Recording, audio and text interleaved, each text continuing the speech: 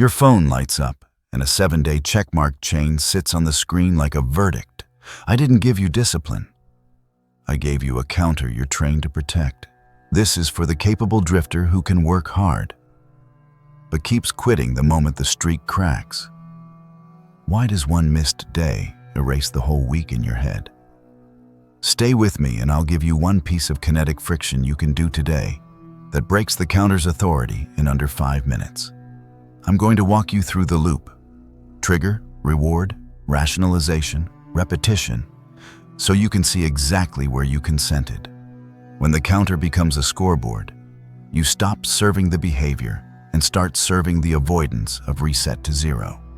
You open the habit app without intending to act, just to confirm the streak is still alive. Then you do the smallest possible action to save it and call that progress.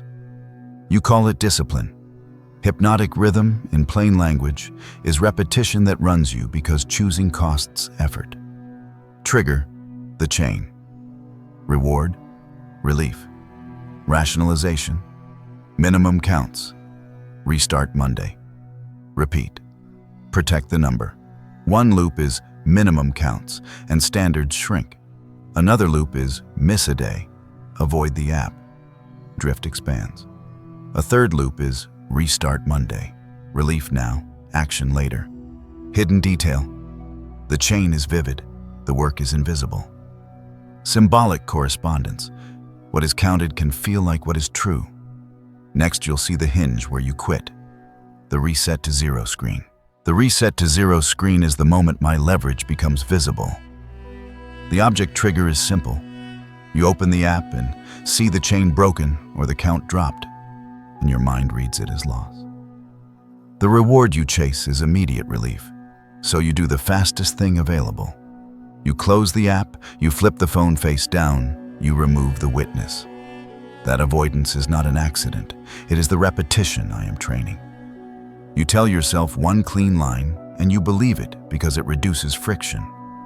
I'll restart Monday. Rationalization, in plain language, is the excuse that trades action for relief, and Monday is the neatest relief you can buy. In my reading, the moment you close the app to escape the feeling is the moment you consented to drift, because you chose comfort over contact. Here is the hidden detail most people miss. After a miss, you often stop tracking first, because tracking is the mirror you can't tolerate. You don't just skip the behavior, you erase the evidence, and I gain a quiet week where nothing has to be faced. That payoff is numb relief, and it is powerful because it arrives instantly. The new loop forms as an avoidance cascade. Miss, hide, drift, promise a restart, then repeat until the restart becomes your habit. Symbolic correspondence. Loss often feels heavier than gain, so the reset screen can push you toward hiding instead of adjusting. Next, I show you my cleanest trick: minimum counts. Minimum counts is my bargain with you. The trigger is a notification ping or a glance at the chain near bedtime, and you feel the small threat of reset to 0. The reward is relief. Do something, anything, and the streak stays alive. So you negotiate the behavior down until it is cheap enough to do while staying the same. Then you deliver the rationalization line that seals it. At least I did something. That sentence keeps you from asking whether the action was meaningful. You log a token rep, you see the checkmark refresh, and I gain compliance without change. Here is the hidden detail. Trackers reward completion, not quality, so you optimize for logged, not changed. The app cannot see whether your 2 minutes built anything real. It can only see the checkmark, so you start living for the checkmark. The payoff is micro-pride, a growing count that lets you feel consistent. The new loop is standard shrink, and the plateau forms. The plateau, in plain language, is when your minimum becomes your ceiling, and you stop raising the demand because the number is still rising. Symbolic correspondence. Small, predictable rewards can feel safer than uncertain growth.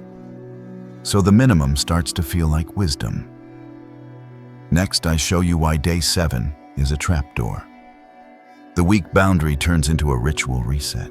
Monday is my calendar shelter because it looks like structure. The object trigger is the week boundary. A fresh square on the calendar, a clean column, a new line. The reward is a clean slate feeling without paying for repair. So you say the rationalization line, new week, new me, and you postpone. You plan harder than you act because planning feels like motion while avoiding friction. You write a perfect schedule. You imagine the disciplined version of yourself, and the fantasy gives relief now.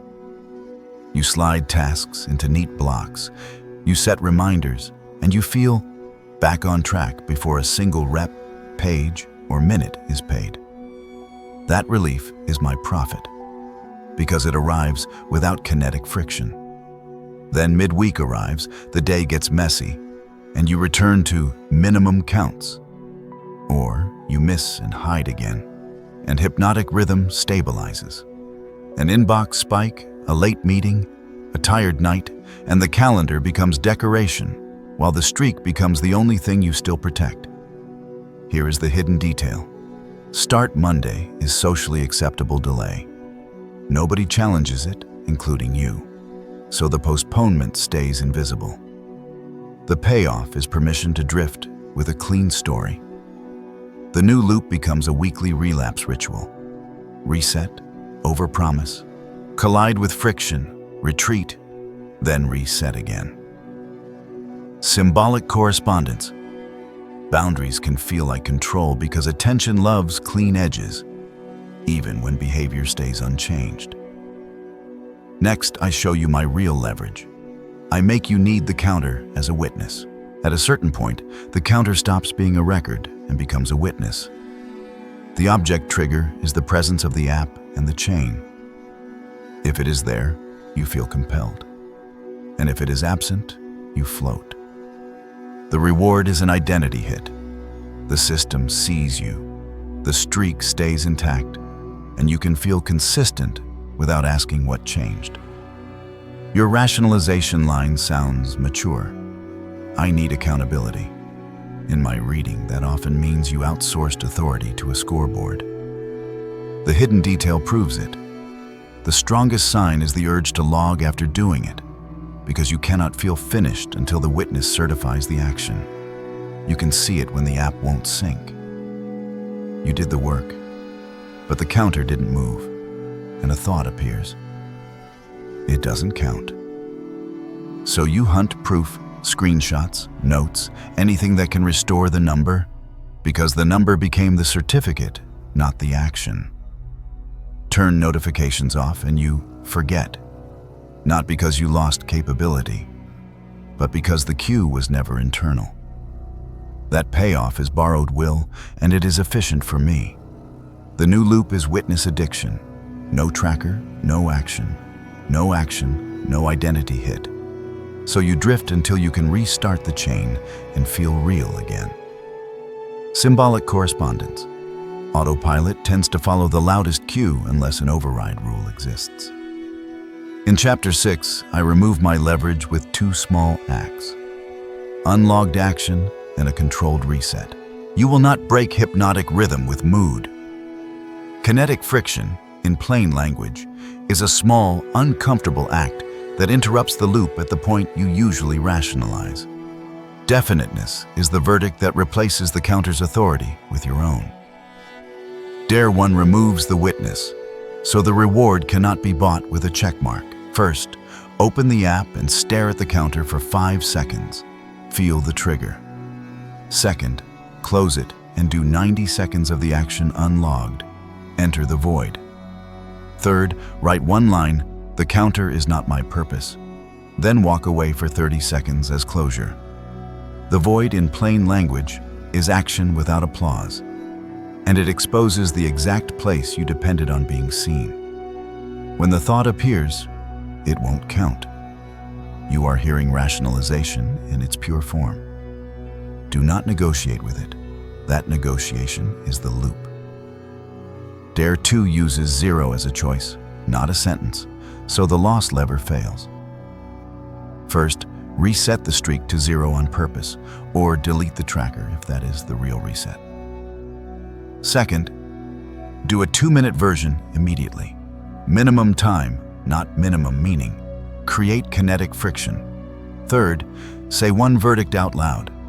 I choose the behavior, not the scoreboard. Then end with no Monday promises as closure. Symbolic correspondence. An override rule can redirect attention away from the cue and back into chosen action, even while the cue still exists. If you can act uncounted and choose 0 without flinching, my leverage collapses, because the counter can no longer sell you relief.